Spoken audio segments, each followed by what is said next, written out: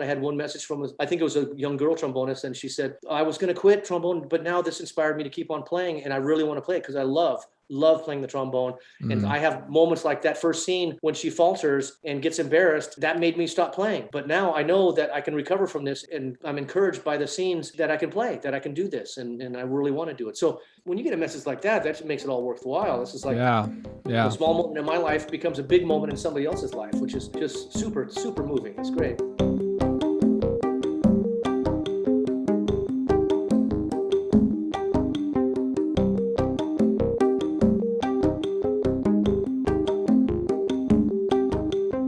Okay, and I'm just gonna give a quasi-professional introduction.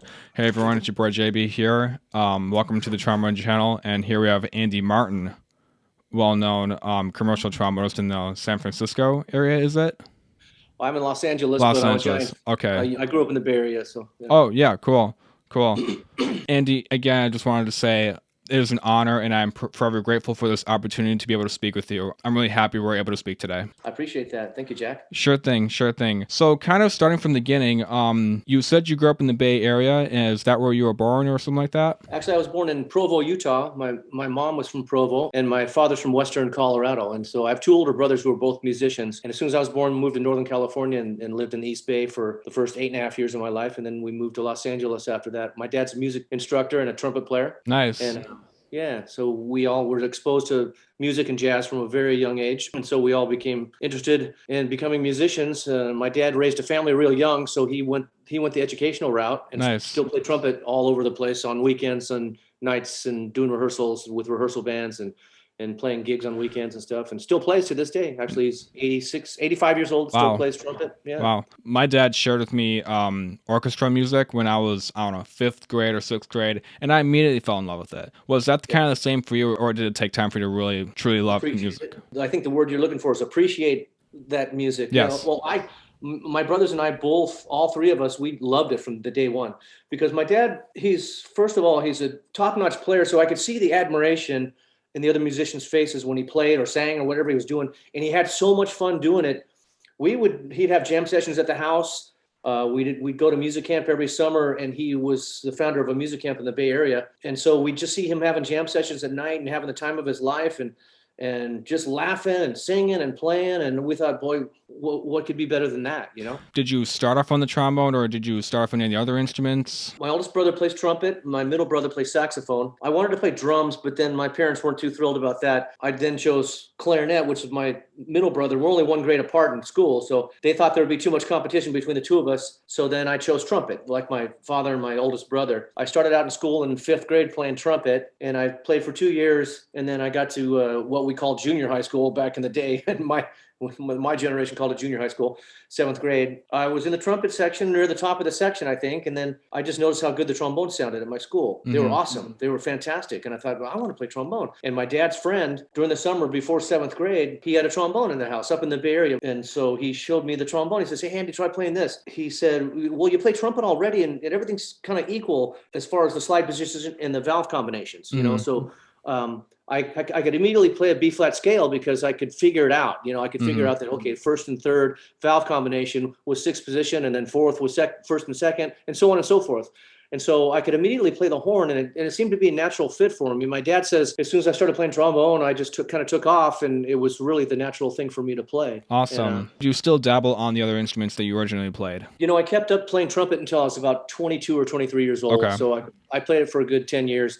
But when I played trombone, I just noticed I was a lot stronger player. It was a more natural fit for me. I had range, I had technique, and I took lessons on trombone, and I had stopped taking lessons on trumpet. Okay. I played for a while because I played in like top 40 bands where I could play both instruments, you know, and I tried to emulate Mick Gillette, who was an idol of mine, a Tower Power trumpet player and trombone player. Fantastic on both instruments. But I felt that trumpet playing was hindering my sound on trombone. I felt that the more trumpet I played, I was just not getting the tone I wanted on trombone, so I decided to. Yeah. Where'd you go to high school? In Long Beach, California, at Millikan High School. What ensembles were you involved in high school playing the trombone? You know, I was really lucky because the schools in Long Beach, they had great music programs. My middle school and my high school, excellent programs. Nice. I had 3 periods of music every day, which was awesome. Yeah. So I had jazz band, I had concert band, and I had orchestra. And actually, in lunch hour, I played in the second jazz band, which my Wow. I played lead trumpet in the second jazz band, and I played first trombone in the first jazz band. Nice. So. I grew up in Libertyville, which is north of Chicago. I've been playing trombone ever since I was in 4th grade. But in high school, I had a great teacher who helped me to become a pretty good player. Our high school band program is one of the best in the state and also one of the best in the nation. So you're playing really well throughout your high school years. Since you said you are playing in so many bands,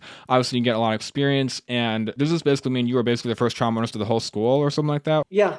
Okay. I was playing first trombone. In marching band, I was the section leader, and I would, marching corral band the as well. trombone Wow. section. Yeah. So we had like 15 trombone players in marching band. It was pretty good for high school. Yeah. It wasn't my favorite thing to do, marching band, because you just beat yourself up basically, and you show up before school and practice your marching routines, and you don't warm up, and you start playing the trombone too loud and all that stuff that goes along with that. Yeah, the high school years were very formative for me. They were a chance to really grow because I had 3 periods of music in school, and actually 4 counting the second jazz band. And really, that's not an opportunity kids get much these days. Right. Because I was playing the horn all day, and even if I didn't practice, I still was playing 3 or 4 hours a day. Nice. So, Nice. That was pretty cool. You're going towards the end of your high school career, and do you start to consider like what colleges you want to go to, what you want to study for? Were you considering music, or was your family like, oh, get a real job or something like that? I don't know. That's a very good question, because luckily my family is very supportive, and I wasn't really thinking that forwardly back then. It's a different day now, and my kids are just out of college. But when I was in high school, there was no thought of mine like, I had one offer from Fresno State University. He really wanted, the band director recruited me, the jazz guy, recruited me to come to Fresno, and I'm thinking, well, I don't want to live in Fresno, so I didn't even consider it. And also, I was a baseball player. I wanted to play baseball. I was a starting shortstop on my high school baseball team. Nice. And we had a real strong, CIF was a real strong baseball area, which is Southern California. And so that was my first passion, really.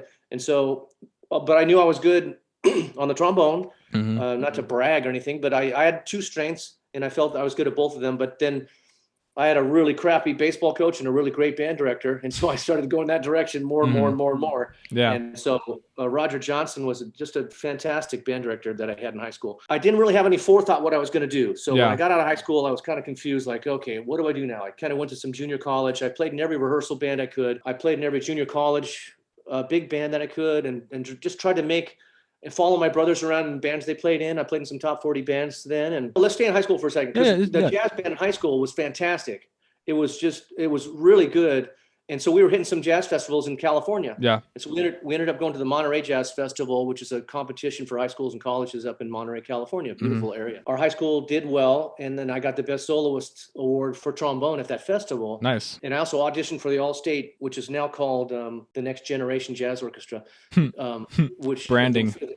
Yeah, they're part of the Monterey Jazz Festival. So were we back then. I made the band on third trombone, and then there was 5 trombonists.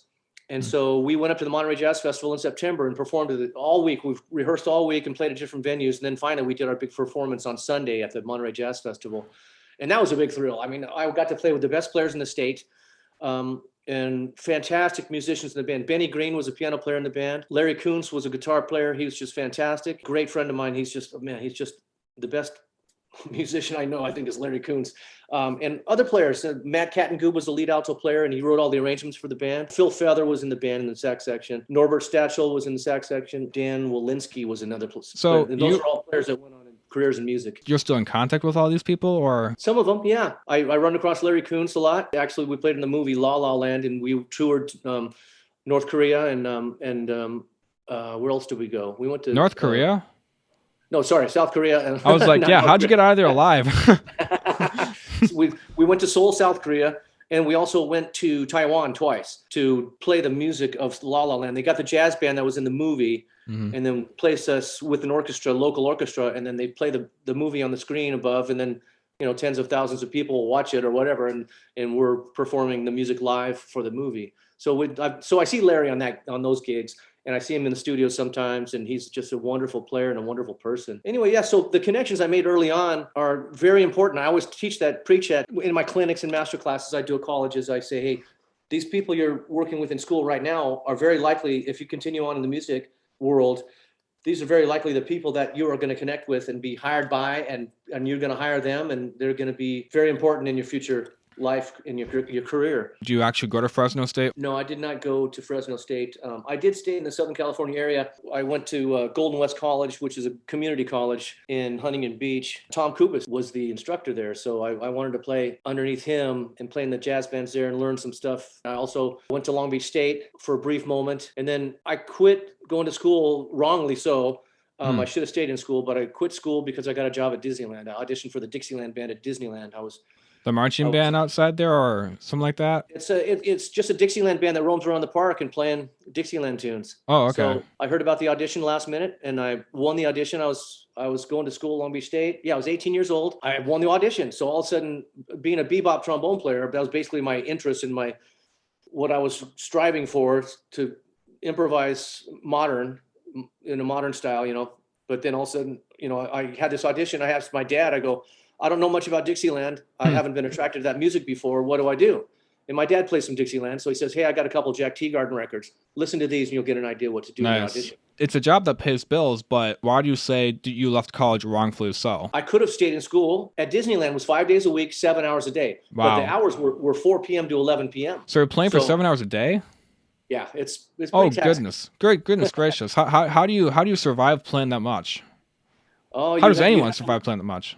You have to learn how to pace yourself. I mean, I've been a professional musician my whole life since that day. It's something I've learned over the years. It's just how to pace yourself, how not to get caught up in playing too loud. If other people are playing too loud, always play the dynamics on the page, regardless of if somebody else is not doing that. So don't get caught up in the wrong things with performing. It sounds exactly like the job I'd fail in an instant, honestly. It's not just like playing well, but also playing forever, It was a great job. It was a great learning experience for me on that job because the group I joined was called the Jazz Miners as in young folks. Yeah. And they were all guys about my age. And they were a group from Oregon. And they had gotten the gig at Disneyland, as a self-contained unit. And they were hired by the Disneyland executives. And one of the trombone players quit. And so that's why I got the audition. I joined this band that already knew like 500 Dixieland tunes, and they had been playing them since they were kids, since they were young kids. They just were into Dixieland, and they were very good at it. I just joined this band and I had to I had to be quick on my feet because I didn't know the tunes. I knew a few tunes, but maybe 500 tunes. So every tune that was called up, I just got in the habit of listening really quickly. And they would say, we're going to play this tune in this key. Here we go. 1, 2, 1, 2, 3, 4. So I'd listen to the tuba note and the banjo chord. And in Dixieland music, there's basically major chord, a minor chord, a diminished chord, and a dominant chord, and very rarely a major 7 chord. That's all you got to worry about. You don't have to worry about minor 7 flat 5s. You don't have to worry about all that other stuff. So basically, I'd listen to the tuba note. I'd know what the tonic is at least, and then listen to the banjo chord. I'd immediately get an impression whether it was minor or major or dominant. And so then my ears got fast in learning. I got really quick on my feet, and it was a great experience. So then I started, quickly learning these tunes one by one, and dozens at a time a day. Great experience, and I was getting paid to learn. So nice. I mean, it was a good thing to do. But I could have stayed in school and got a degree at the same time, but I was too young and dumb to know that. So I quit school, and then I got the job at Disneyland, and I worked there for almost 2 years. Nice. And then I got a road gig with Lou Rawls, who's a blues singer, just a 3-week tour, and I quit Disneyland. Another stupid move on my part, but actually that turned out to be the best move I could have made because I didn't get stuck at Disneyland. Theme parks are great place for musicians to work, but I didn't feel it was for me. I felt I had other things to offer in the music business as far as what I could do and what my abilities. So you never went back to college? No, I never did, no. So you just have a high school diploma? Yeah, I wouldn't recommend it to anybody because we're in a different day and age here where you need a degree and you need to be versatile in order to make it in the music business. And totally. From that point on, all I did was trying to get better on my instrument all the time. So after the tour with Lou Rawls, I was unemployed. And so what I did is I just worked sporadically, different gigs, maybe doing a wedding job here, a church job there with a brass quintet. And I was mixing in and I was making every rehearsal I could possibly make at the Musicians Union in Los Angeles, in Hollywood. And so that got me exposure to professional players, and I was able to sit next to a working musician and prove myself next to him or her that I could play, that I wasn't a one-trick pony. I wasn't just a jazz soloist. Actually I could sit in the section and I could play in tune and I could play in time and I could have a good sound. Nice. So those things all were proving points for me. And in the music business in Hollywood, it takes a long time to prove yourself, and you have to prove yourself every single time, and you have to do the job every single time because there's a lot of pressure. There is. Oh, yeah. I got a call from Jerry Hay to tour with Paul Anka, who's a Vegas Sinatra style singer. And that was a great opportunity for me because I was working with all the players were 5 to 10, 15 years older than I was. I was 22 at the time. And Nice. so then I toured for a year with Paul Anka. That got the ball rolling as far as my employment. And I got to work with real working musicians. I got to travel. I got to see part of the world. I got paid well for it. So I felt confident in my playing ability. So I knew I could do it. I was also really shy back then. So I was smart enough to shy enough to keep my mouth shut. So it didn't get me into trouble, Mouth shut. Well, what you see, if I were in your shoes, my mouth would not be shut. Is not having your mouth shut a problem if around certain people or around certain musicians, I could say, or especially just kind of generally speaking in the music world or something like that, or? I'll give you for instance, like if you're a younger musician, no matter how good you are, let's say you're a really good younger musician, but you come off as you're asking questions, you're sitting third trombone on a recording session or something like that, and you're asking questions to the podium, like, hey, what's my note in bar 16? And the first trombone player's looking at you like, why are you even talking? You should never talk. Your question should go through me, and I should do the question. So you can get off on the wrong foot with your colleagues if you're too much of a loudmouth or blabbermouth. Wow. And that could be it's probably a common mistake amongst younger players. But luckily, I was shy, and I was in awe of the players I was working with. So I was so happy to be there. I kept my mouth shut, and so I learned the protocol. I learned the pecking order in the room when you're working on something. You don't speak up if you're in a lower chair. You only speak up if you're playing first chair. And even then, you solve the problem. You try to solve the problem within, if it's a note problem or a rhythm problem, you try to solve the problem within your section first before you ask a question, because you're wasting time. If it's a recording session, they're paying a lot of money for the studio time. They're paying a lot of money for the musicians and the engineers and everybody who's there. So if you're wasting time, you're costing the producers money. Oh, yikes.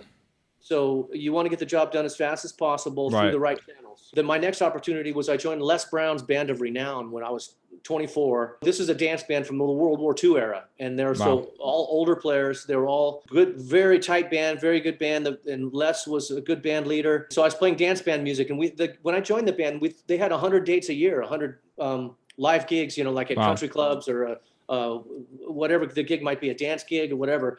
So when I joined, they were quite busy. And they were also doing the Bob Hope television specials. Bob Hope was a comedian and actor back in the day. And he was very famous. Those were my first actual recording sessions that were kind of high profile, with the Bob Hope TV specials with the Les Brown Band of Renown. And so then I was getting other opportunities to play with different people. And then I rejoined Paul Anka for 4 years when I was 28. I worked with him for 4 years at this time and worked with my friends. Wayne Bergeron was on the band. I got him on the band. My oldest brother, Stan, my friend Charlie Morellis, who plays in the Big Fat Band. I play in this group called Gordon Goodwin's Big Fat Band, and Charlie's in the trombone section with me. But at this point, I'm fairly busy as a freelance trombonist in Los Angeles, but I'm traveling with Paul Anka. So that takes me away from the freelance work because people think I'm out of town. I'm traveling half the year, basically, 2 weeks here, 3 days here, a week here, 5 days here, but back and forth in and out of town. And I did that for 4 years. And when that ended, I decided to stay in Los Angeles. But then I got a call from Pancho Sanchez Latin Jazz Band, and I worked with him for nearly 2 years until I was 32. That is when I finally stopped traveling and planted myself in Los Angeles and decided to try to make it in the business, whether traveling. Awesome. So what would you say, what was your favorite parts about traveling so often, and what was your least favorite parts about traveling so often, and why did you ultimately decide traveling was just not for you and that you'd rather lock yourself in one place, really? Yeah, traveling is a good opportunity for musicians to get experience, and that was the case for me. And luckily, with the groups I travel with, which is Lou Rawls, Paul Anka, Les Brown a little bit, Pancho Sanchez. When I started working when I was 28 with Paul Anka, we traveled all over the world. We stayed in nice hotels. That's the good part. You get to see a lot of the world, and you get to gain camaraderie with your other musicians, which is fantastic. Most of my best friends are the guys I traveled with, basically. Nice. And so when I joined Pancho Sanchez band after that, well, now the pay went way down. The music went way up. The music was way better, but the pay was way worse. And also the travel arrangements were way worse. The hotel accommodations were way worse. What happened? Like did something happen? Like why the sudden change of like this, like I don't know, just the atmosphere of being that traveling musician. So, okay, here's the difference. Paul Anka was a pop singer who was very successful at a very young age. And so he had record deals and major contracts, and he was able to demand a lot of money for his concerts because he acquired a lot of fans when he was young, and they kept on coming to his concerts. You know, we worked a lot in Las Vegas and stuff. Pancho Sanchez is a jazz artist. A jazz artist obviously isn't a vocalist he's a Latin jazz artist. So we're playing salsa and Latin jazz, and you can only get so much popularity. You know, here's the pop ceiling of popularity. Here's the Latin jazz ceiling of popularity. So although he's at the top of the game here, he can only get this far. He can't get above this. He had to allocate the money accordingly, and he had managers and stuff. Everybody has managers and agents, and sometimes they're not looking out in the musician's best interest. So he had a travel agent that would fly us 3 flights to get to the East Coast to do a gig without checking into the hotel. And we do the gig, which was the only fun part of the day. It was great. Okay. Well, now we check into the hotel afterwards. You know, and we're staying in some rat-infested motel somewhere, and then, or we might stay in a decent hotel. You know, it just depended. But I think just because the travel agent wanted to save a few bucks for himself, he was not giving us good accommodations. So that those things can happen. So you learn how to protect yourself after a while. You learn how to say no. Like, do you want to do this gig? What is it?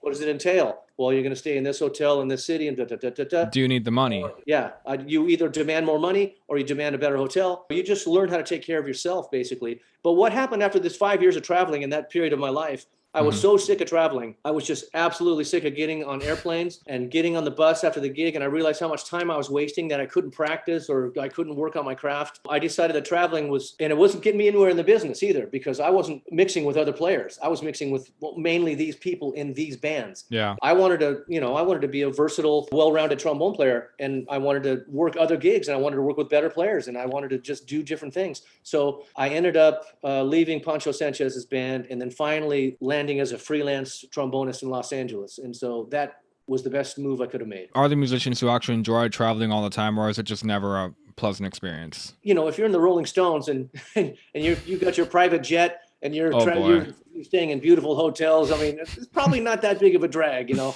And I know some musicians that have gotten some good gigs like that. You know, I know that certain artists pay their musicians well and treat them right. Yeah. And a couple come to mind, James Taylor and Phil Collins. Those are two artists that really have respect for the musicians and treat them accordingly. And they pay them well and they treat them right. And they give them all those perks of traveling well and stuff. So traveling like that's very cushy. You know, it's not hard. And you can bring your wife or your whatever, your significant other on the road with you. So you're not so lonely, you know?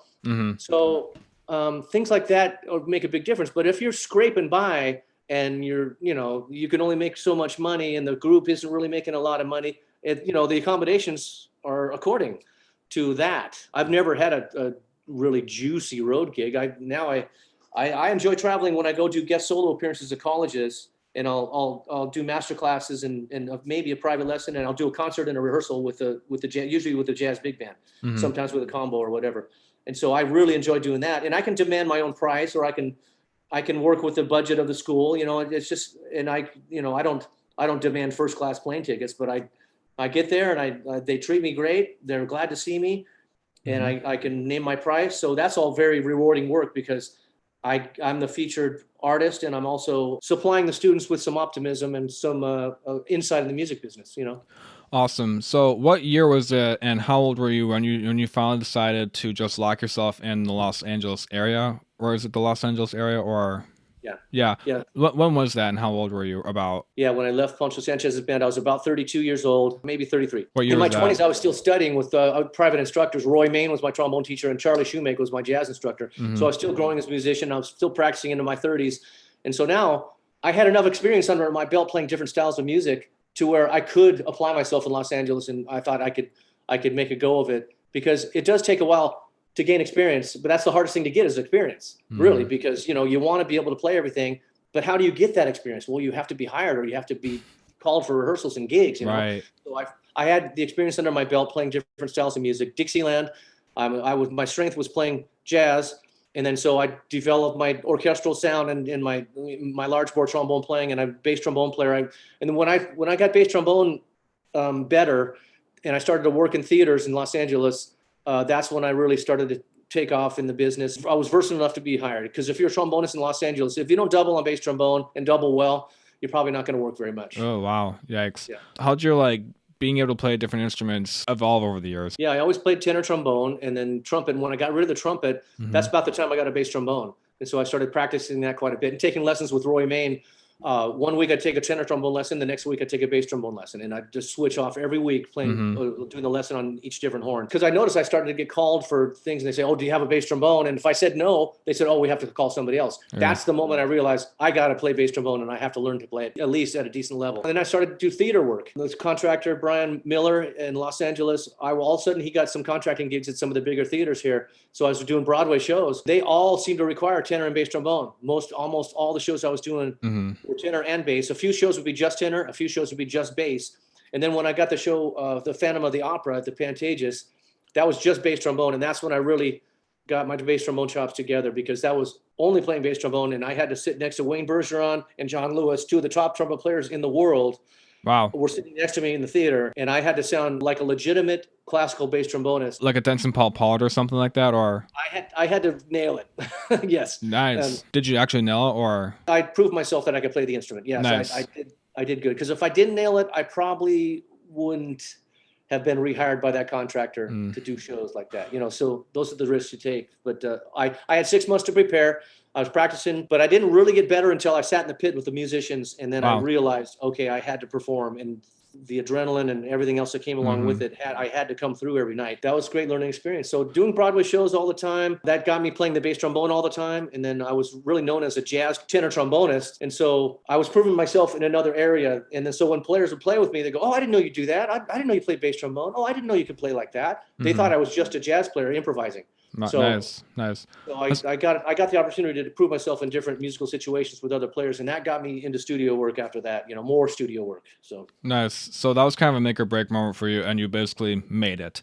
So how long until you actually started recording for major films and TV shows? I would say, my mid-30s. I was already doing some TV dates and a few movie dates here and there. What was your first one? My first movie I did was at Warner Brothers, and I think it was Wild Bill or something like that. I'm looking around the room, and Dick Nash is there, Malcolm McNabb is there, and so I knew I was in the top gig in town. When you're playing with the top players, and these guys are all 30 years older than me, I figured, okay, I'm with the big boys now. Better be a big boy.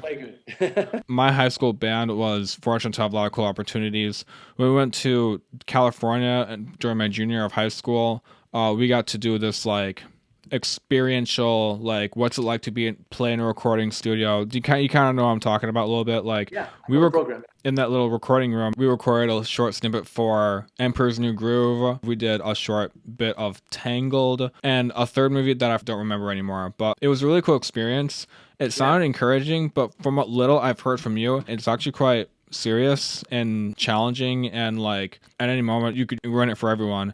So kind of talk to me about like what the experience is like for any musician, maybe trombonists included, to actually record for a major film. In fact, I have a bunch of questions here. So you've locked yourself down to Los Angeles. You like it there. Well, I grew up here, so I love it. One of the few working musicians that actually grew up here. There's a few of us here, but I was lucky to grow up here. The weather is better than anywhere else I've been, other than maybe Hawaii. This is where basically the music business is and was. It's spreading out over the world now, but Hollywood is Hollywood. It's nice. here. Is there a place you normally record at, or does it depend on which studio production is run at? So like if it's Fox, it's that building, or if it's Disney or Pixar, it's that building? There's various places, and in fact, it's always changing. Like if I'm doing a small horn section recording date or something like that on a record, we could be at a smaller studio. We could be at there's hundreds of smaller studios in town here. The bigger ones, some are disappearing. Like Paramount disappeared about 10 years ago or 15 years ago. That was and also CBS, Todd A.O. disappeared, which was the best studio we had for orchestral recording. It was the big scoring stage at CBS. Why'd it go? They tried to make it into office space. What? Well, the bean counters are in charge. I don't know if everybody knows this, but sounds like a lot of corporate BS or something like that. Absolutely. The guy who built that studio, he must have been crushed. I heard he was just absolutely crushed when they decided to make that decision. I don't know the person's name, but he acoustically designed the whole space, and it was really the best place to play. Nice. And, it was such a special recording studio. Anyway, that's gone. A few others, there's Capitol's still there, Fox Studio's still there, MGM's still there. Those are great places to play, all of them. Apparently, the music world doesn't trump the corporate world for reasons, I guess. Oh yeah, we're the last people on. It seems like we're the lowest on the totem pole. We record a lot at Warner Brothers, so Disney doesn't have their own scoring stage. So they will go, oh, we'll do this movie at Fox, and we'll do this movie at Warner Brothers. We'll do this movie at MGM, and depending on the movie. Well, Warner Brothers has their own scoring stage, so they're going to do their own stuff in their in-house, and Fox, of course, does their own stuff in-house. MGM, Sony, they do their own stuff in-house, and those are the big scoring stages that are left. Those are the three biggies. And Capitol is a very versatile studio, which has not a huge room, but a big enough room to fit a small orchestra. And they can also open up studios A and B to where they can get a big orchestra and open up the middle doors between the two studios. Nice. So it's a great place to play. Capitol is awesome. I've done my own project once or twice where I rented out Capitol Records for a couple of days. That was fun. So if you decide to record your own album, that's what you did? Yeah. And hire your own musicians to hey, I want this person, that person. Do you write your own music? I try to. I've been so busy as a player, I don't have enough opportunity to have the time to do it, but I'm getting more into writing now, actually. Nice. I'm taking arranging lessons. I'm doing that now as we speak, yeah. Nice. That's really cool. Did you still play with jazz gigs in between, being active in the film industry, playing recording wise, or? Oh, of course. Yeah, all the time. Oftentimes, if I was doing a theater job, luckily I had a great contractor, and he would say, hey, if you need a night off, and I tell him, hey, I have this jazz gig, what would you think of me getting out of the theater to go do it? He says, absolutely, go do it. Although I'm making $60 on the jazz gig compared to maybe $250 on the theater gig, or $300.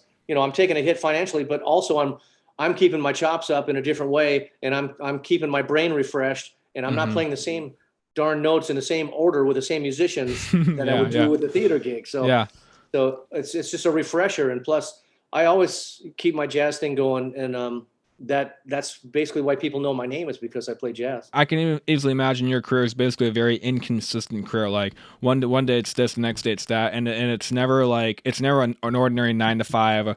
Do this stuff and go home and go to bed. Wake up the next day, do it, repeat. I don't know. Every day is completely different.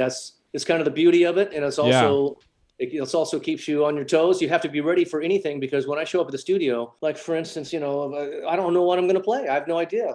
They say, hey, can you make this 10 o'clock recording session at Capitol Records? Well, I'm not real sure what it's going to be sometimes. Yeah, it's like you get an email, hey, get over here. You don't know what the music is going to be. You're going to sit down and they're going to, all right, here's your music. Start recording right there on the spot. They put the music on your stand 10 minutes before the downbeat. You might have a chance to look through it, maybe not. And you go. They say, get up this cue or get up this arrangement. Here we go. They'll give you the click track usually. You'll get a good mix in your headphones with the rhythm section, if there's a rhythm section, or whatever you need to hear, and then you're off and running. Wow. Basically, we sight read it first time on the job. Only in recent years have they started sending some of the material a day or two in advance. That's only happened in recent years. Usually it was just show up, like I did the TV show Dancing with the Stars for 8.5 years, and we would show up in the morning and here's your music, here we go, bam, wow. Off and running. You could be playing anything from an orchestral opera piece to dance, techno, pop, something, whatever, it could be anything in between, jazz thing. And we had guest artists on that show as well. We had people like Harry Connick Jr., Michael Bublé, Aretha Franklin, just as some of the names that come to mind right away. We would play behind them on the Tuesday show. We did Monday and Tuesdays, and Tuesday would be the results show, and we'd always have a musical guest artist on the Tuesday show. My parents are big fans of Aretha Franklin. We listen to her music from time to time. That must have been really cool, honestly. Oh, yeah. Since your TV and recording career has lasted a solid 20 years, have you noticed any general trends in how films are scored, what equipment is used, the demand for highly skilled musicians, or if composers have opted to use digital audio workstations and make software-generated music as opposed to paying a full orchestra of musicians? Yeah, there's a lot of change. There's been, and everything varies. You pretty much covered it all in your question. There's a lot of different things that go into play. Could be the budget. So what can the composer afford? What budget has he been allowed? If it's a major motion picture, are the producers or whoever's in charge, are they going to be really cheap out on the music part of it? Well, now I think those people know how valuable the music is, because if they get an orchestra, a top quality studio orchestra from Los Angeles to come in and record their music, they know they're getting the best product.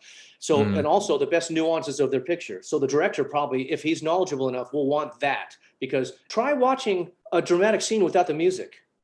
Oh, yeah. A lot of times they're not so dramatic. The acting could be just B flat, it could be very average acting or very nothing, right?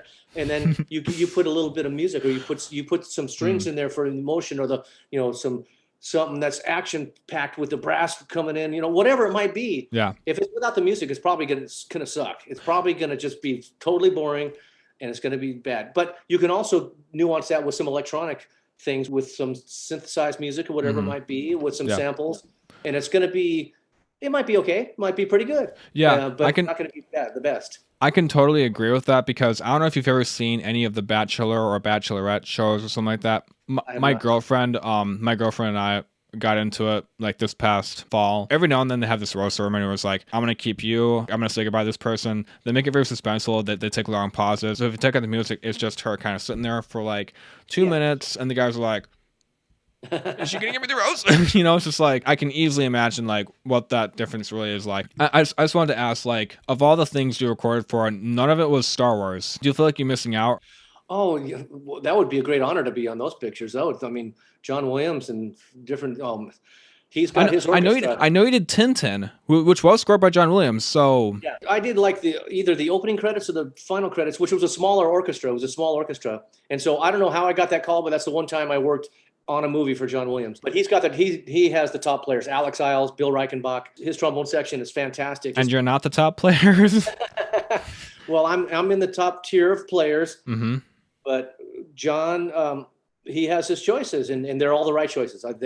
That's interesting, because like, so not only will the composers write the music, but do the composers also know the individual player that they know they like? Some of the composers do. Oh, okay. Not all of them. So a lot of times a composer will get a gig, his agent might have gone to lunch with the right person and he got the gig, and he might not be as experienced as a John Williams or as knowledgeable as a John Williams. And the hierarchy will say, here's your contractor. It's going to be this person. Usually it's the top contractor in town. He just says, just get me an orchestra, because he probably doesn't know the players. Or he might know 5 players and go, I want this concertmaster, and I want this first trumpet player, and I want this French horn player, and I want this clarinet player. And those are the people that might have done his demos coming up in the business. Whereas John Williams, he's so experienced, he probably doesn't want to get involved politically with who gets hired. He probably just says, "Get me the same players I had last time." That's probably what he says. He's been around for so long. I made it on the one call, which was great. I'm also more of a jazz guy too, but I do play on the orchestral scores for a lot of people, and I'm happy to be there in the section. I'm happy to be there. And sometimes they'll need a solo, like Alejandro Desplat will need some colorful jazz things, in light jazz style. Well, then I'm on those pictures along with Alex Isles and Bill Reichenbach and a host of others. I soloed on those pictures, Secret Life of Pets 1 and 2. I've soloed on Monsters Inc. I've soloed on La La Land. I did all the trombone solos on that picture. Nice. And I did the trombone solos in this recent Pixar thing. Different scores require different things. That's what I was getting at. Yes. Different composers. Some composers say, I want these guys specifically in the brass section. Boom, boom, boom, boom. And they'll name every player. Some composers will say, I just want this first trumpet player, and you fill in the rest to the contractor. So if you're a normal guy the contractor uses, you'll get that call. Yeah. And if the composer requests you, you'll get that call. Have you ever been asked to play at really big live broadcasted events? For example, the Oscars or the Academy Awards. Have you ever been asked to play at those events, or not really? Yes, I played the Oscars about 7 times. Wow. Last 4 or 5 Oscars, I've been first trombone on the Oscars. That's really cool. So we at home, we get to watch what happens. Like, what do you see wherever you're sitting at? Oh, it's very interesting. So we're at the what used to be called the Kodak Theater. What's it called now? The Dolby, right? So it's right in the center of Hollywood, right on Hollywood Boulevard. And so we go into this big, huge theater that was built for the Academy Awards. So we sit under the stage facing the audience. The ramps going above us. There's like 3 ramps going up to the stage, but we can see between the ramps. And there's usually a plexiglass thing, so we can see the people sitting in the first few rows right in front of us. Okay. And the stairs might block some of the people over there and some of the people over there, and we can see all the way up to the top of the theater where the crowd is. But it's very cool because some of the actors and some of the producers, whatever, will, if they're music-based people, and if they're Alejandro Desplat always comes and says hello when he's up there for the Oscars, and so does John Williams. He'll stick his head down the pit and say, "Hey guys, how's it going? You guys sound wonderful." And then you're like, "Can I get a picture and autograph? Oh my gosh, Yeah. Oh, yeah, but usually they don't get to come down in the pit with us, so that's kind of hard to do. One year, Lady Gaga came down and rehearsed with us, right? And her piano was right next to me. She was about 5 feet away, and she's playing the piano and singing, and she's down there in the pit with us. She is so cool. Lady Gaga is a super talent. Let me tell you, she is awesome, and she's really hands-on. and she really knows what she wants, and she's a very quality musician. That's really awesome. That's really amazing. Yeah. But the experience, let me tell you a little more about this. It used to be when we did the Emmys and the Oscars, it used to be where they would say, and the winner for Best Supporting Actor is, and we'd have 3 pieces of music on this page and 3 pieces of music on this page for the 6 nominees, right? Yeah. Depending on who gets picked, that's when you play, right? Yeah. It'll be number 1, 2, 3, 4, 5, 6, right? And so the conductor's got his hands up in the air, and they go for whatever movie it is, Star Wars, and so that's number 4. So the conductor talking in his headset to us, and he presses the button for us to hear, play number 4, and he's got to know the right tempo and what he is set up. Is it 3, 4, or is it downbeat? Or is it what is it? So, and he's got to remember the tempo as well. So a lot of on the spot. Amazing. It's high pressure being the conductor for the Oscars or the Emmys or something like that. But now it's a different world. In the last number of years, now we pre-record all the winners. So any winner that comes up, they'll say the best picture is Star Wars, and somebody will press a button and they'll play Star Wars right away. Nice. So that's a safer bet for something not to be disastrous. This might have been 2017. It was the year when they awarded the best picture to La La Land, but then they realized, oh crap, I read the wrong card, and then the people from Moonlight had to come up to get the award. What was that like? Yeah, that was weird because we didn't have anything left to play at this point. But when they're announcing Best Picture, we're done with our music. So people are packing up, and I hear one of the trumpet players going, I think they announced the wrong movie. And so we have the screens for the TV show in the pit with us. So we're looking up at the screens, and sure enough, there's this confusion, and we're going, oh, wow. And so the conductor says, okay, be ready for anything. So we have our horns still out, and all of a sudden it's a major mess up. And yeah, that was interesting. And there was also one year, it could have been the same year, during the rehearsal, there was a stage set that fell during the dress rehearsal. So it's the morning of the Oscars, and this big, I think it was 6,000 pound set or something. It fell to the side. Bam! Wow. Luckily, nobody got killed. Nobody got hurt. But it could have killed someone. It could have gone very easily. And the sound was so loud in the pit because it fell on top of us. Oh, wow. It was so loud. String players, it fell on top of the string section, which is on the other side of the pit, and they started running. About 2/3 of them got up out of their chairs with their violins or violas or cellos, and they started running out of the pit. Oh no! And we're all going, "What the hell was that?" And we could see it on our video monitors that the set had fallen, and so they had to spend hours fixing that set. And we were wondering, God, are we even going to do the show tonight? Oh boy! So that was strange. That must have been scary, Very scary. One year I played the Oscars on stage, but we only had one production number to play. And Hugh Jackman was the host that year, and Michael Giacchino was the musical director. And we played on stage on a rolling set for us, for like maybe 40 or 50 people. They rolled us out in the front to play this production number with Hugh Jackman. That was the one time we weren't in the pit, but all the other times I've done the Oscars, we've been in the pit. What goes behind recording a soundtrack for a big film or TV show? How long does it take to actually record the full soundtrack, and how much time to actually get it all right? Yeah, on a motion picture, usually they take their time recording it, and they're very nitpicky, which makes things a little more nervous. And so it always amazes me how they know kind of how much music they can record in one day. That's always amazing to me. On a major picture, usually they're very slow to record it, and they replay it, and they change little minute details of the music, or they rewrite something maybe. Yeah, they rewrite something. Sometimes the director says, "Oh, I don't like this," which can be a nightmare for the composer. It's like, "Oh, what do I do?" And I've seen brilliant musicians on the podium reorchestrate a whole cue on the spot, which is pretty impressive. Wow.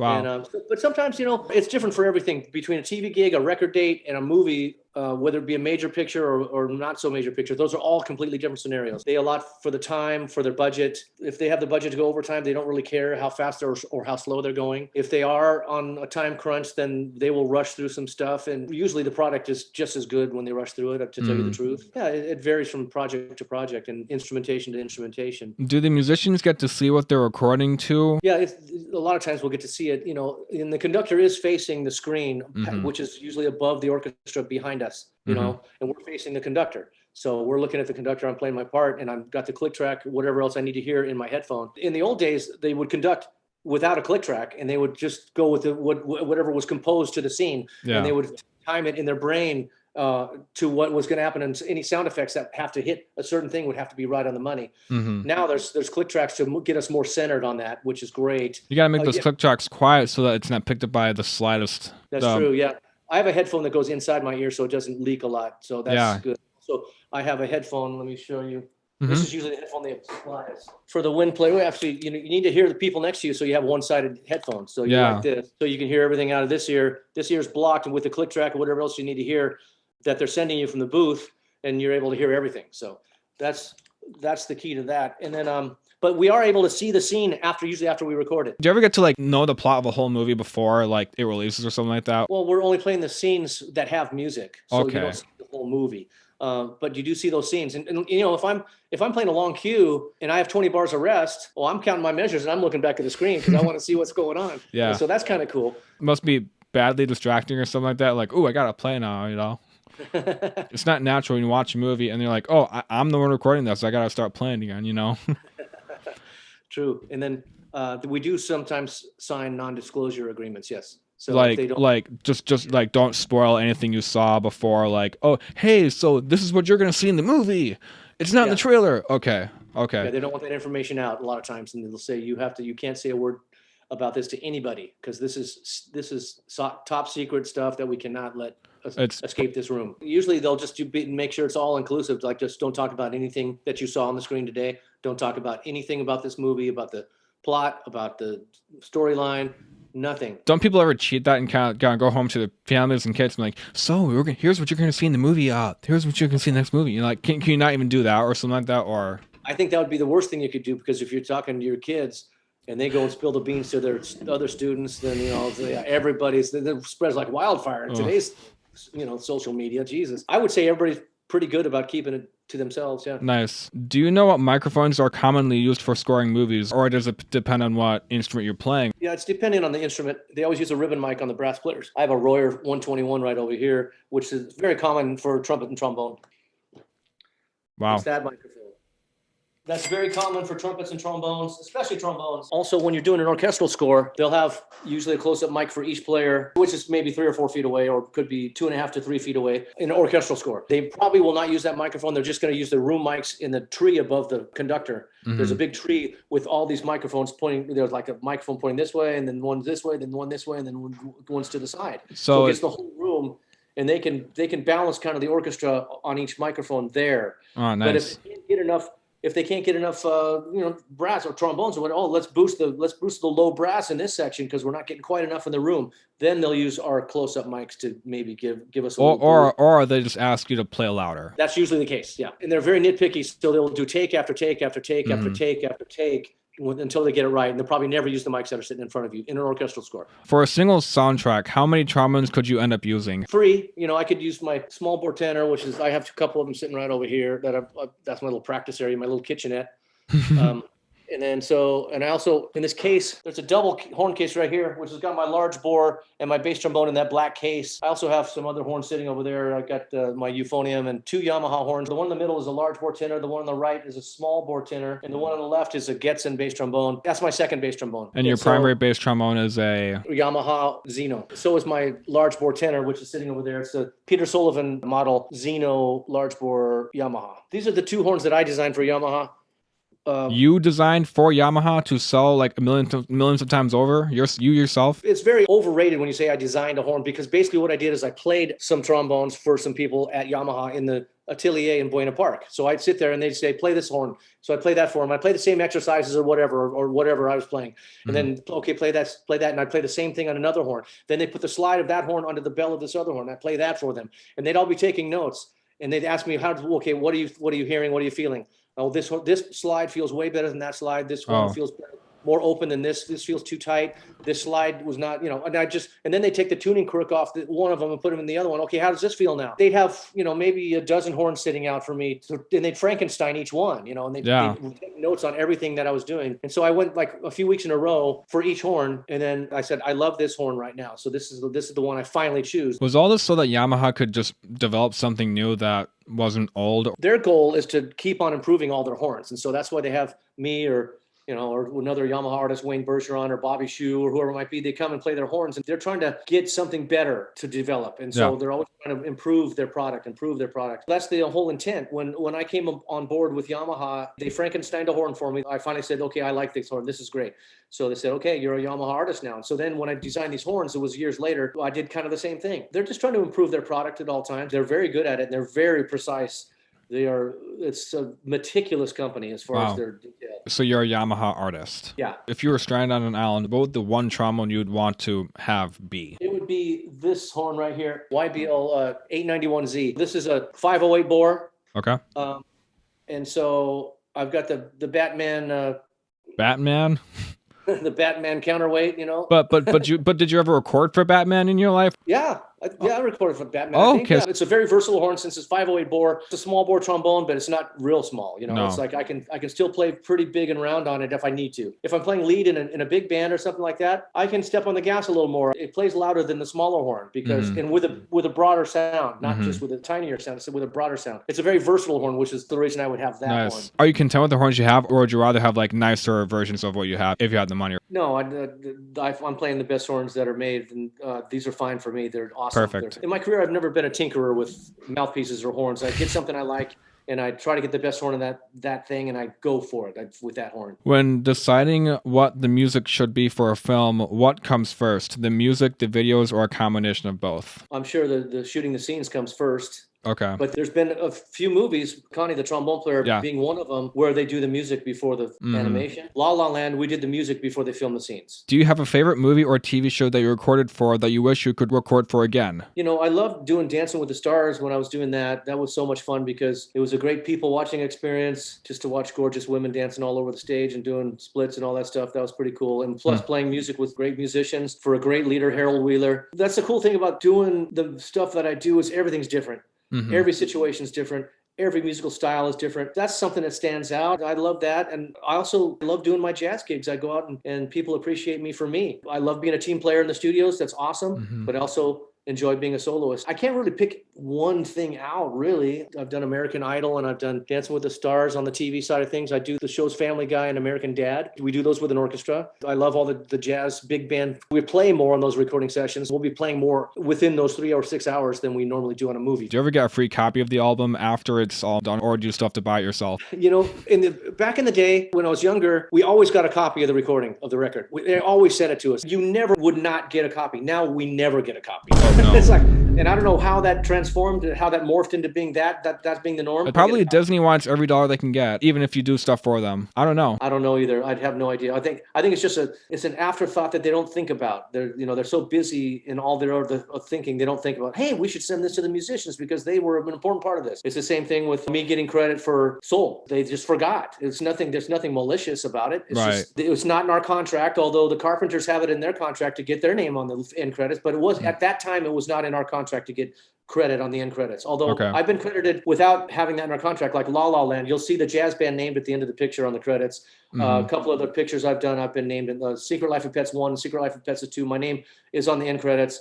Appaloosa is another movie I made. My name's on the end credits for some reason. And maybe a couple of pictures I can't remember. I'm not particularly fond of Secret Life of Pets, but I've always known that, like, even if the movie is okay, the soundtrack's always good. Yeah, the movie can be complete awful and the music can be completely great sometimes. Hey, you know what? Here's a good story on that subject. I went and saw Star Wars. You know, I'm not a big Star Wars fan, but I went and saw Star Wars with my son. We went to the theater, great theater with a great sound system. And I can't remember which one it was. Harrison Ford's killed off, you know, that one. That would be 7. Yeah. John Williams did the music. It was awesome. It was fantastic. I thought I thoroughly enjoyed the music. The music is constant throughout the picture. It's just like this music thing's always happening. It's setting the palette for every single scene. Is the music is the star. And then I went and saw the movie a second time in a not so good theater with a not so good sound system. Yeah.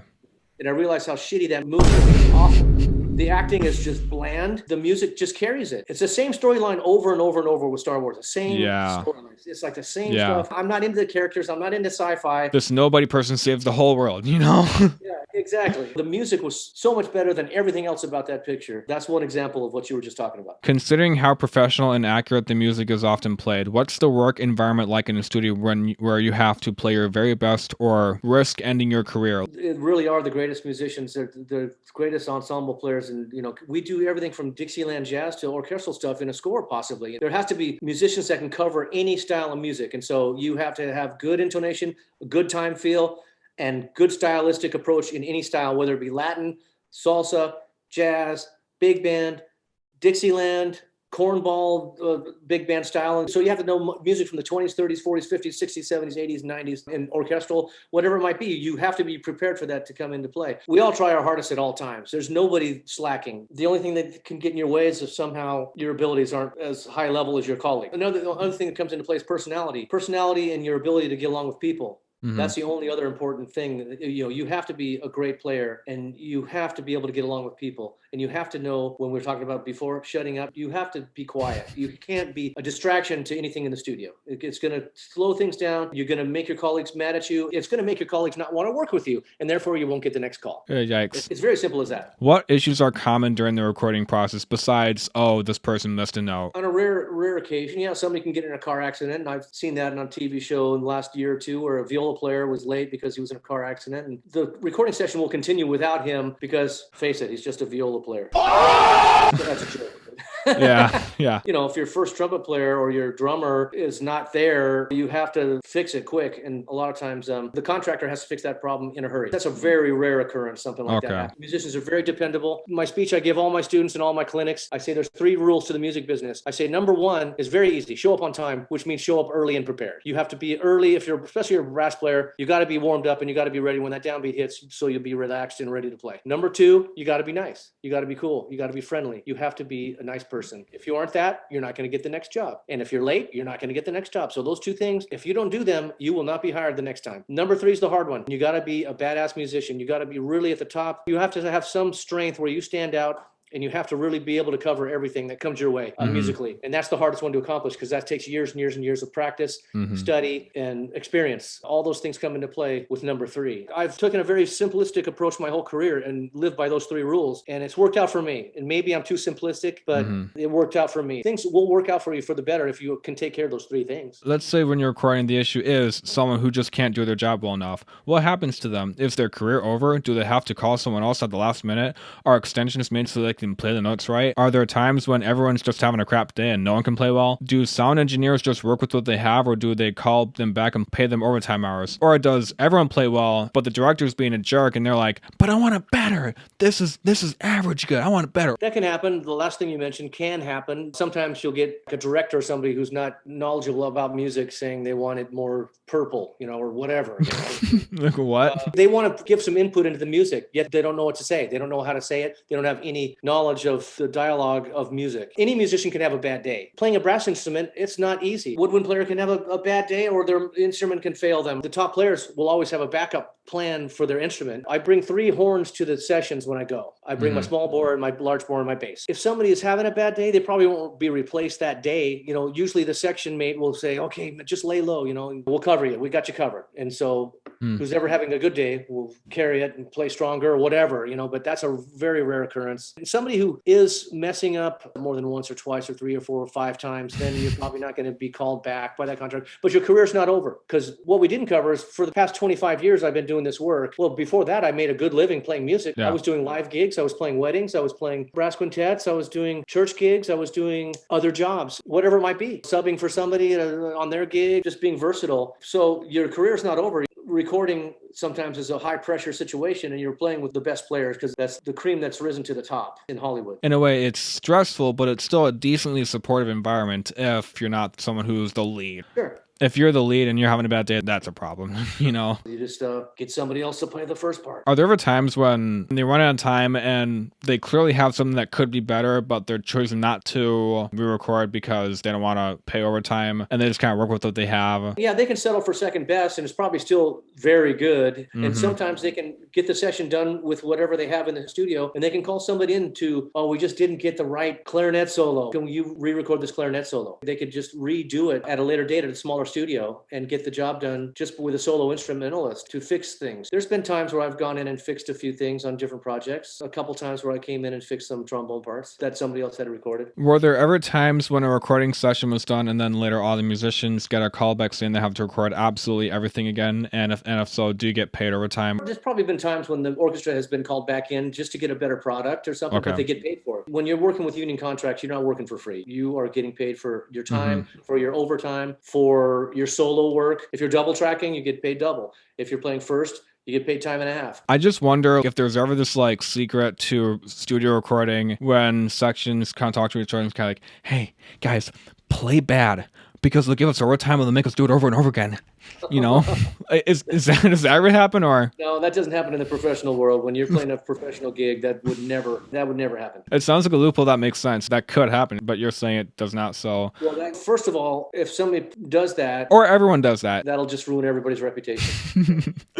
Well, you've worked for 20 years. Did it bug you and others that individual musicians are not credited for their work? Like, I've listened to Polar Express a lot. If I was been like, who played that? I would like to know who that person is. Oh, it's that person. Yeah, let me send him an email and say, great job, or anything like that. Yeah, it's always bothersome. I played in that movie, Polar Express. I played in the orchestra on that movie. Oh, really? Cool. Yeah, it's always been a thorn in our side in the Hollywood music community because you look at the credits, 10 minutes of credits goes by in some movies, and you look at everybody there. Everybody's there except for the musicians. And it's like, why is that? Why on earth are we left out? Because if the guy slopping potatoes onto your plate on a film shoot, why does that guy get his name on the credits? But yet somebody who spent 20 years practicing and studying and going to college to learn the craft and being a specialist, and why is that person left off? I have no idea. Why the disrespect of musicians has happened over the years, I have no idea why that happened, but it's finally being corrected. Now that efforts have been made to credit musicians, how do you see this impacting musicians moving forward? Just respect. Okay. A lot of respect over the years. Because I think in the old days, early Hollywood, I think the musicians had a ton of respect. And the composers,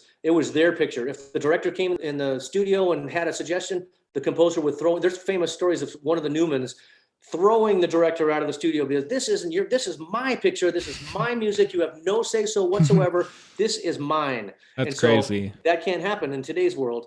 No. And so the slights of musicians over the years has become, kind of systemic, it's slowly putting us lower on that totem pole, maybe for contract negotiations, I don't know what it's for, but there truly is so much money in this industry. For us not to get a bigger piece of the pie is really not only with respect to getting credit on the back end of the motion picture credits, but also pay wise. We get paid fairly well, but we only work a few hours, where somebody like a set designer, they're working for weeks and they're getting great pay for weeks and weeks and weeks. The longest we work on a motion picture, maybe 5 days. Usually it's 1 or 2 days. Everybody gets a piece of the pie on the back end payments, and we get the smallest sliver of all of them. Do you get a flat sum of like how much you get for each gig, or if the movie does like really, really, really well, do you get more of that percent of the box office? Yeah, that's an interesting question because it's a very complex system they worked out for the one residual payment we get per year, which is July 1st of motion pictures. It's a complicated formula they use. Okay, for instance, let's say we do 5 days of double sessions on a motion picture, a whole orchestra, right? But let's say the brass is only on, maybe we come in at the nighttime after the strings have been there all day. Well, the strings will get twice the payment that we'll get on the residual payment because they work twice many hours. So it depends on how many hours you put in for each motion picture. And then it also depends on if the motion picture goes to theater, we only get paid if it goes from like the theater to television, then we get a payment.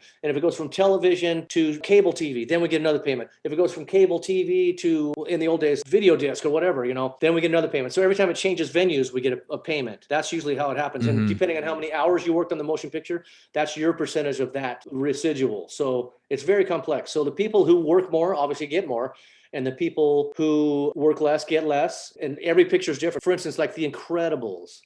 I didn't do that picture, but I think it's something that jumped around in different venues maybe and probably did very well. And sometimes my best payment on the residual is a movie I don't remember doing and I might maybe played 1 or 2 sessions on, but I was one of 3 musicians or one of 6, 8 musicians. Sometimes I'll go, well, how come I got paid more for that than this super famous movie? It's very interesting how they do the formula. So anyway, so it's a perk of the business. But it's going to slowly disappear on us, I think, over the years. I'm not quite sure if that'll be around forever. If you could move the film or TV recording industry to any part of the world so you didn't need to travel just as far to get there, where would you move it? Or would you stay in California? I'd stay in California. Awesome. Because we have such a wide variety of places to shoot films. And also we have all the studios to record the music for films. If you want to film on the beach, hey, we got the beaches. If you want to do a mountain scene, it's an hour away. It's right here. Or even my backyard, I live right by a mountain. If you want to do something with open roads, just go out. You can go out to any of the deserts that's surrounding the mountains. You can film any scene very close to where we're at. Whereas if you go to Ohio, what are you going to get? You're going to get flat land. Nothing. And nothing. And you're not going to get a lot of variation unless you're going to go into a building. If you need to shoot anything outdoors, we have everything to offer here. So I think it's the perfect place. Have you ever been recording for a movie where you were video recorded and that video recording of you playing was used in a movie or a TV show? Yeah, I've done a few. They're called sideline gigs here where you act like you're playing along with previously recorded music. There's also a movie I did last year, 2019. I did a movie called High Note, and I was actually hired basically under an acting contract, which is much better than a musician's recording contract. They gave me a trailer and everything, and I was in this movie, but I had a few lines with the lead actress, and I was part of a band playing trombone, and they did record me playing this scene, and then I proved to her that I'm not slacking and I'm playing, and I have a dialogue with her. Okay, stop. I'm not gonna tell you guys you're great if you're not great. It's not great, guys. No, it's not great. How many times have we done this? Okay, Jimmy, come on, give it to me. Just me? Just you, Jimmy, come on.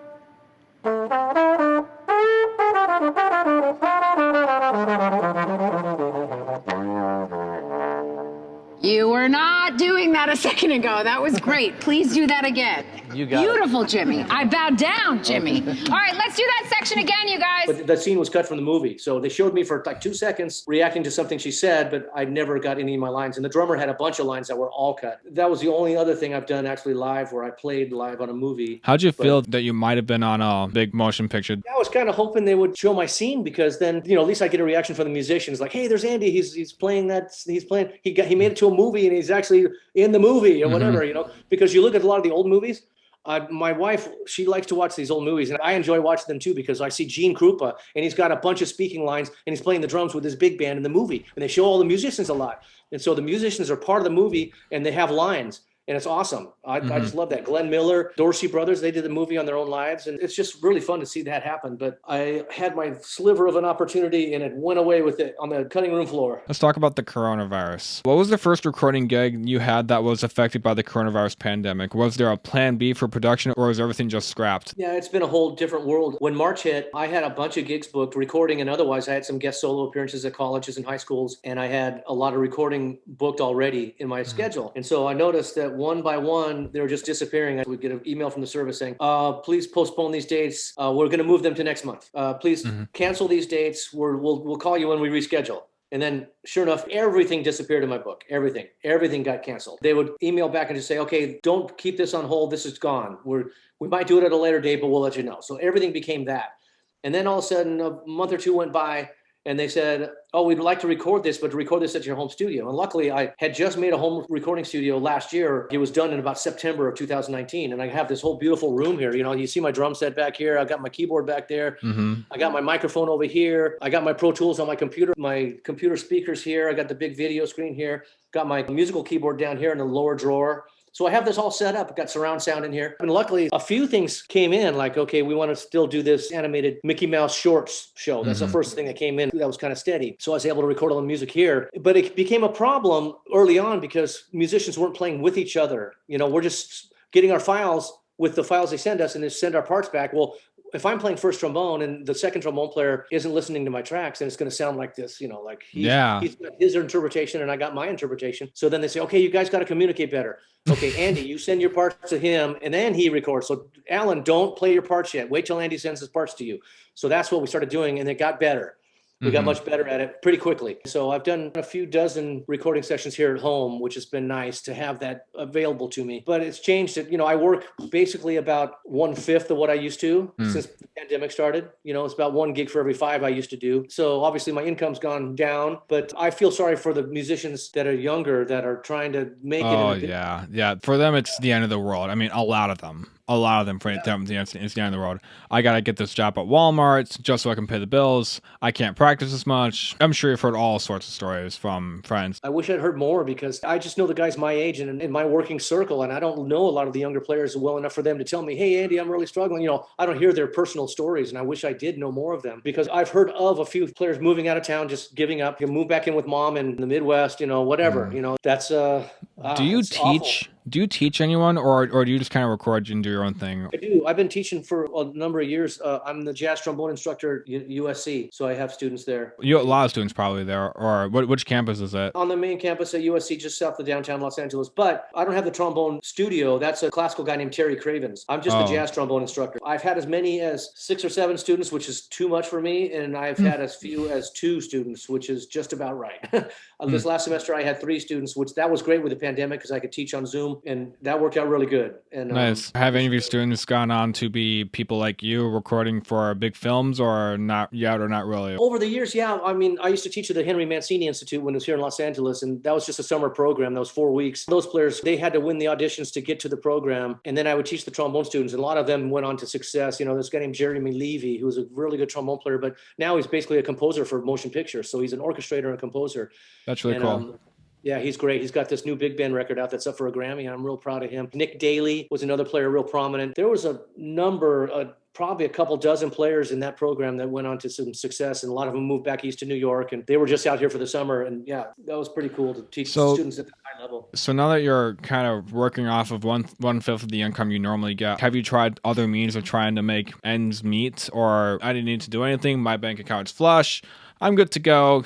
I don't know, like. It's a mix of something in the middle. I make enough to pay my bills, but I'm fine. You know, I'm not calling myself smart, but I was lucky enough last December, I tapped into my pension early. I mean, usually 65 is the day you get your pension. I tapped in when I was 59. So I'm getting basically less than half the money I would have gotten had I waited 5 years. So that's paying my mortgage. That's paying some of my bills. Yeah, I'm making ends meet. If I didn't work, I could barely pay my bills. If I work, I can definitely pay my bills, and I can maybe save a couple. I can easily imagine a lot of people taking out from their retirement funds because they lost their job or their job ended early. Like, I cannot live without money. Here comes my retirement fund. And yeah, so much for waiting for that to grow anymore. The problem with that being our pension fund is in peril. It's in critical and declining status as labeled by the government. So that's why I decided to take it early, because I wanted to get something out of it while I could. Who knows how long it's going to last? It could last 5 years. It could last 3 years. It could last 10 years. You're just hoping the government puts out some money towards musicians to pay for their paychecks, or? This is pension fund, the pension fund that I was counting on my whole career. So I was counting on this for my retirement, and I don't have time to plan for much anymore. Although I bought a condo in Las Vegas last year. I'm making a little bit of income on that, but I'm not making enough to make a lot of investments, because I'm trying to make investments to get my income bigger so I don't have to rely on the pension, but I have to rely on the pension. So I'm in a good spot compared to most people just because I tapped into my pension early, but the musician's pension has really saved me this last year. Obviously, this room normally would be a kitchen, but it's your recording space. Actually, it originally was a 2-car garage. So this is the garage in the very back. Yeah, so my driveway leads right up to here. Oh, wow. This is a 2-car garage that I made into a studio. I just said, I'm not using this as a garage. Let me make this into something. So That honestly, just like, I'll make for an epic entrance. Just like open up to the garage door, smoke's coming out, you walk out. I'm the best. I don't know.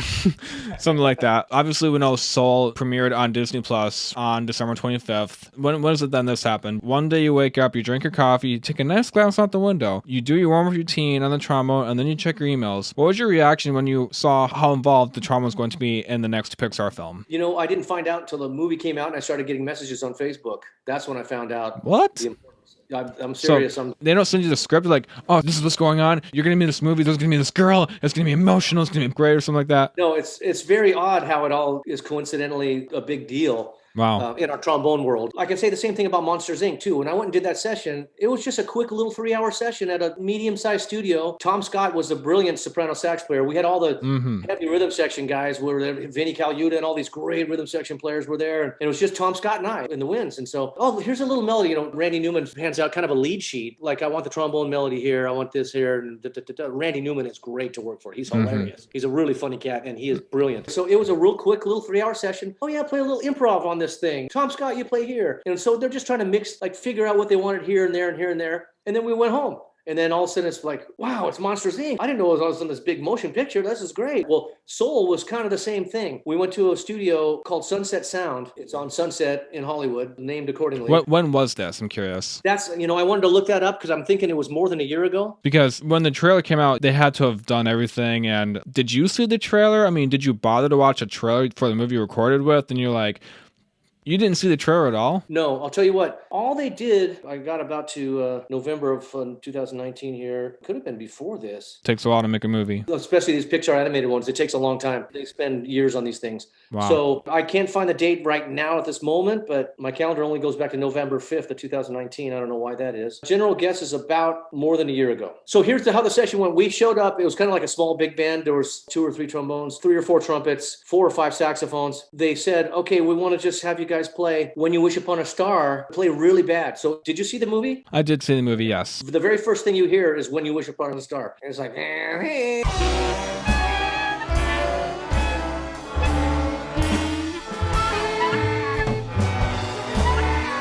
When else in your career have you been told to play bad? About 10 times, like really. And so it's always funny because to hear the greatest musicians playing bad, it's usually pretty hilarious. And, you're just sucking and people laughing at each other. And you get to be paid to play bad too, Exactly. Yeah, I get to be paid. So we had a guy named Booker. He was the music prep guy. So the session for Soul went like this. We played real bad on When You Wish Upon a Star. We did a few different takes of it. And then as soon as that was done, it went into the opening credits of the picture. And then you hear the middle school band from Oakland playing. That's when I first appear at the end of that Things Ain't What They Used to Be.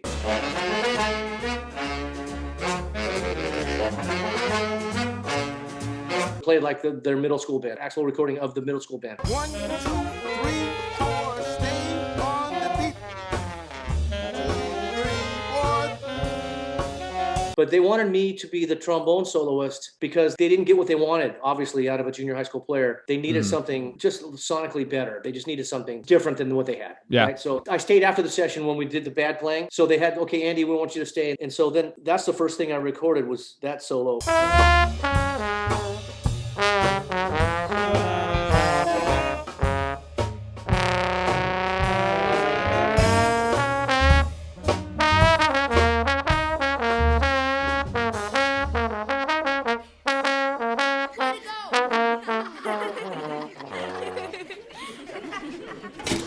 Maybe I knew at the time it was a Pixar film, but I didn't know what it was. We were just playing a recording session. We didn't really know what was in for us here. So I noticed 2 cameras coming in and they were recording everything I did and said and played on either side of me. When you're a musician, you just block it off. You could think about it too much if you're, oh my God, they're filming me. It puts you in a wrong headspace. Instead, I just block it off and I communicate with people in the booth about the music. We want you to sound like a middle school trombone player on this solo, but a real good one. Like you have some ability, but we can't have it sound too good. We can't have it sound too bad because we need it to sound at least with some quality to it. Because this is a good student, it's not a bad student. So that's when she stands up and she plays and she's just kind of jamming and then everybody else looks at her and starts laughing and then she falters and goes, Yeah, I saw that. They animate all that stuff later, which is interesting to me. And they got the slide positions great. They were, yeah. Luckily they didn't show her play a low B on the end of the second solo. Of course, she would never be able to reach that. So they just kind of left the bell in the picture with her. The second solo, I was instructed to play the same way, play like a middle school, but play like somebody who just improved from that other solo. Someone who went home and worked on something, Yeah, and they really want to be a musician and have musical aspirations, and they really have it in them to do it.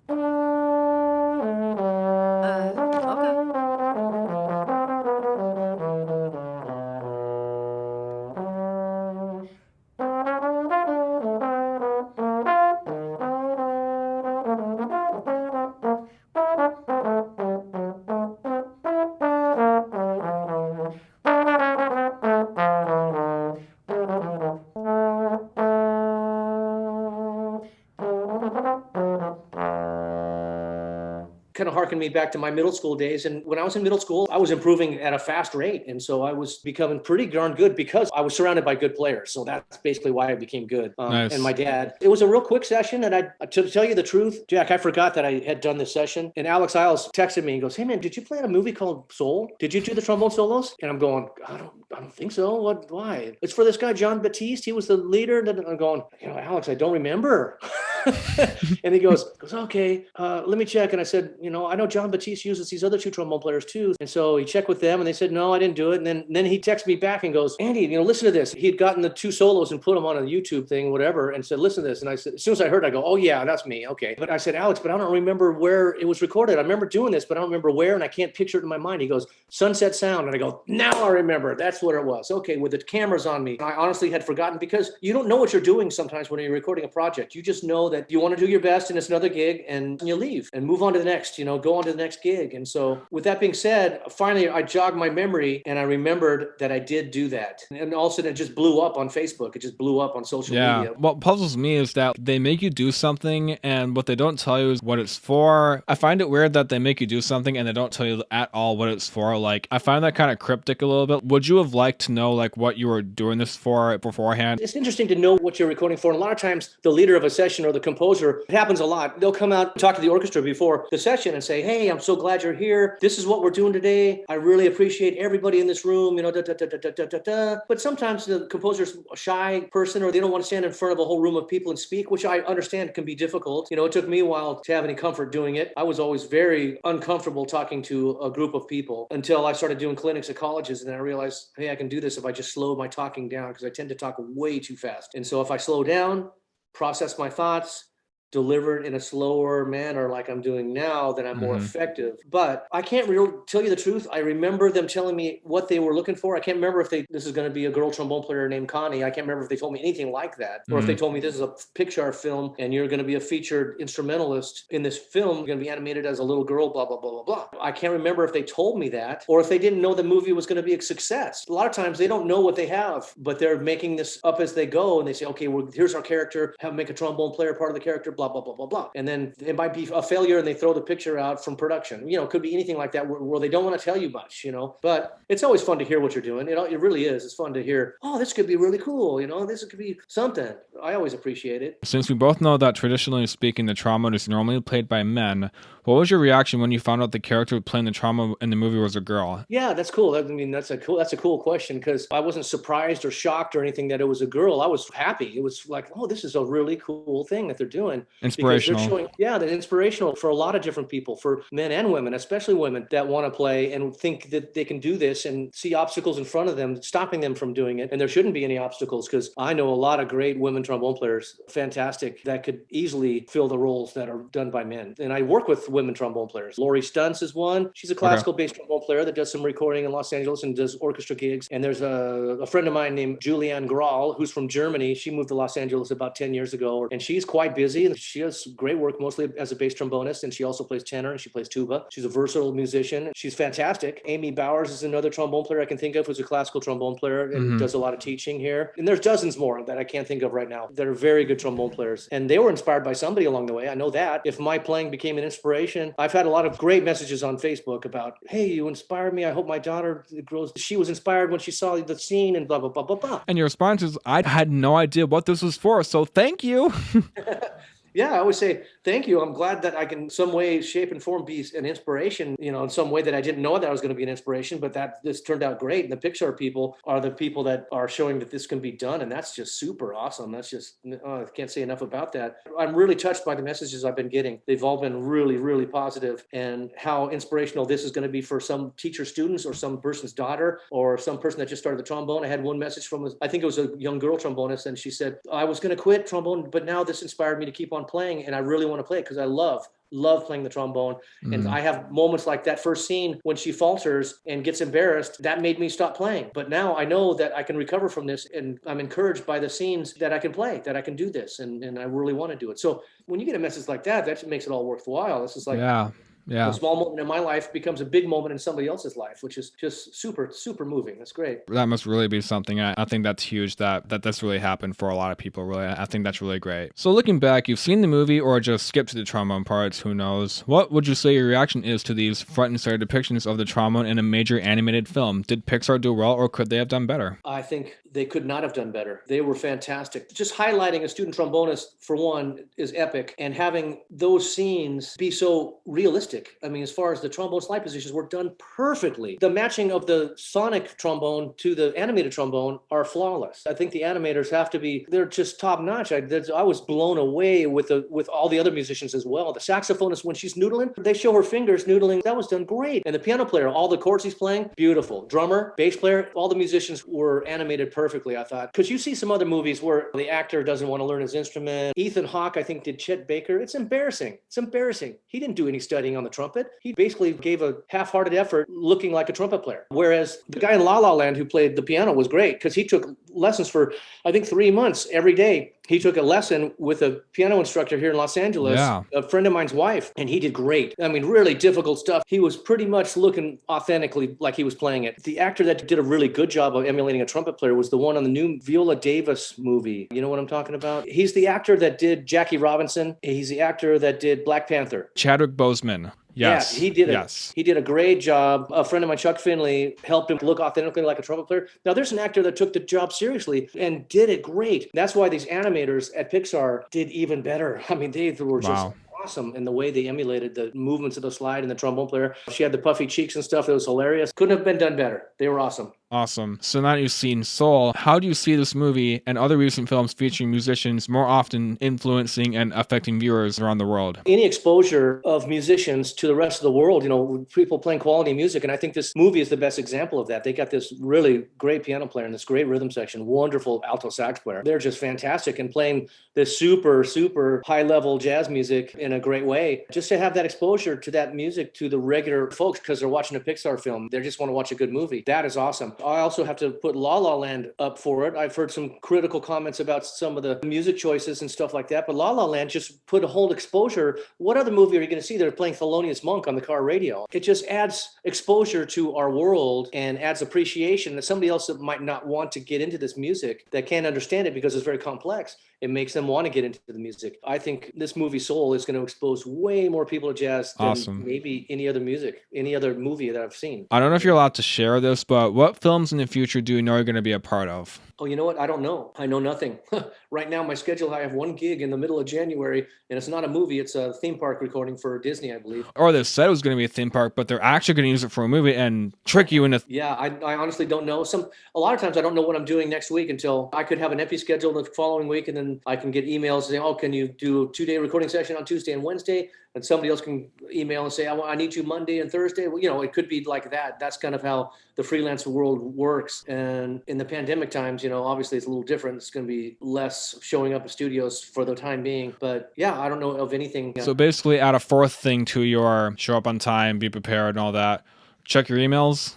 Definitely Yeah. check your emails. Yeah, check your emails. Do you see yourself recording for films and TV shows for the foreseeable future, or would you rather be doing something else? Both. I'd love to be recording for the same stuff I've been recording for, and I'd love to be going back to doing my guest solo appearances in colleges and high schools.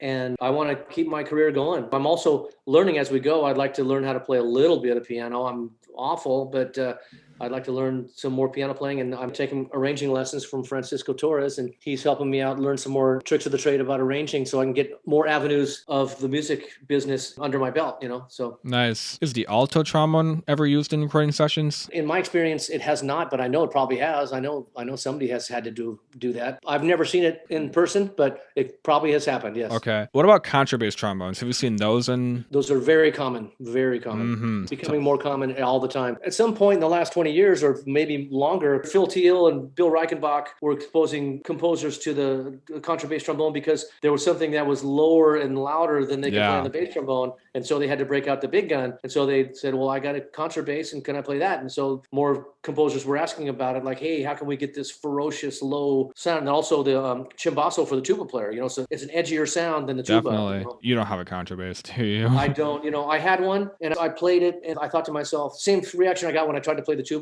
I said, I don't know if I could ever get this together. I have to be honest with myself. I don't know if I can do this physically. I feel comfortable on the tenor and the bass trombone, but holy smokes, the contrabass was a whole nother thing and a whole nother key. And my brain wasn't. Bill Reichenbach can pick up any horn in any key and play it great. Wow. I swear he's a freak of nature. I don't know how he does maybe, it. Maybe I should FaceTime him instead.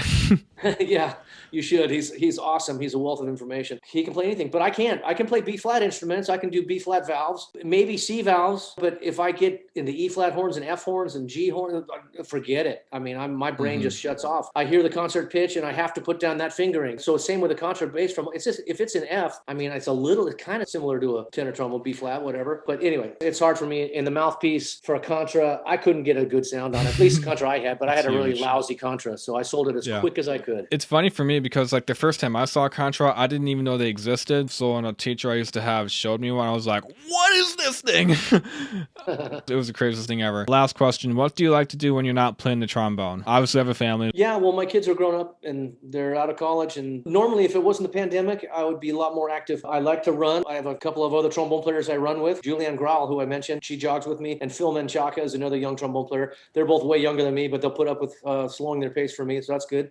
Yeah, I'm a runner too, so I would enjoy that, except I probably wouldn't be a part of the recording process because I'm not that good, I definitely would have seen myself even just like running with you guys. Like if I was in California, I'd probably be like, yo, where you at? Or something like that. But Yeah. like for right now, my girlfriend's in Wisconsin. My friends are in Illinois. I'm living in Michigan with my family right now. So I don't see myself moving really far away just yet, you know? Yeah. I also like playing basketball once in a while. And, I've been reading a couple of good books lately and I mix it up. Yeah. Just catching up with my kids and hanging out with my wife and my friends and stuff. Yeah. It's just usually I'm so busy working that I don't have time to do a lot of other things. But now that the pandemic hit, I'm still jogging once in a while and I walk with my wife. We walk about 4 or 5 miles a day. But I would like to get back into running because I feel like my legs are getting weaker. I was working on a big project the last 6 months. This was about a young musician who died at the age of 15. I find myself doing best when I focus on one thing at a time. If I'm working on a really, really big project and I have to finish other classes, I just kind of like get this one thing done and then catch up on everything else. That's kind of how I roll, really. Besides that, Andy, it sounds like you live a really great life. I wish I was you. Thank you. I appreciate that. Yeah, I definitely, I love music and love playing the horn and I feel like I'm lucky. Yeah.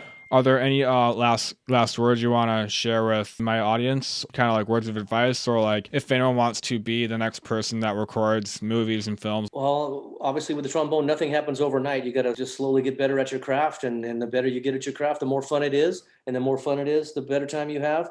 And the better you get, the more opportunities you get. I think a lot of people these days, they see someone playing really well and they're like, I quit. You know what? They're too good. Screw this. Because what they want is a light switch that makes them a great player all of a sudden, and that's just not the case ever. Yeah, and this generation, it's different than my generation. The new generation, it's instant gratification. You can get this immediately, you can do this immediately, you can get this right away.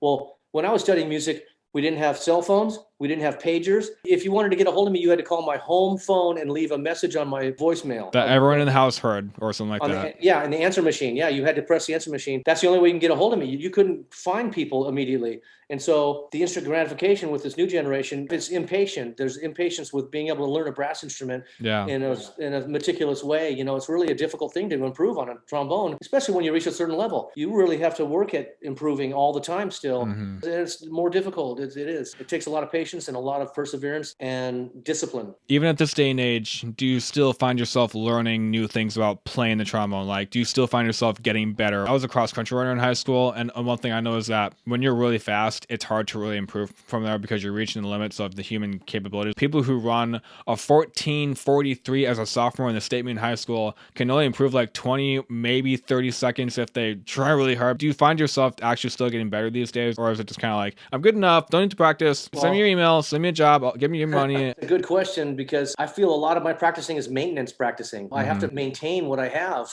which is very difficult. It's hard to maintain your chops. It's hard. When you reach a certain age, it's very hard to maintain at the level, anything from tonguing to legato playing to sustaining notes to whatever, but you have to work at it to keep things the same and to work on improving. I always try to improve. I always do. Have I improved? I don't know. But I always try. That's all I can say. Awesome. Awesome. Andy, I just wanted to say it has been an honor to be able to talk with you. And I just wanted to say thank you so much for your time and get me to learn more about what it's like to record or even just be you in general. I couldn't be more grateful. Thank you so much for your time, really. Thank you, Jack. And I appreciate it very much. Thank you so much. I hope all goes well with you. And I hope that we are all going to return to some normalcy in the future. Yeah, I hope so. Jeez, it's been too long. Yes, totally. Well, again, thank you, Andy. Have a good day and Happy New Year. Happy New Year, Jack. Have a good one. Thank you so much. Bye. All right. Bye-bye.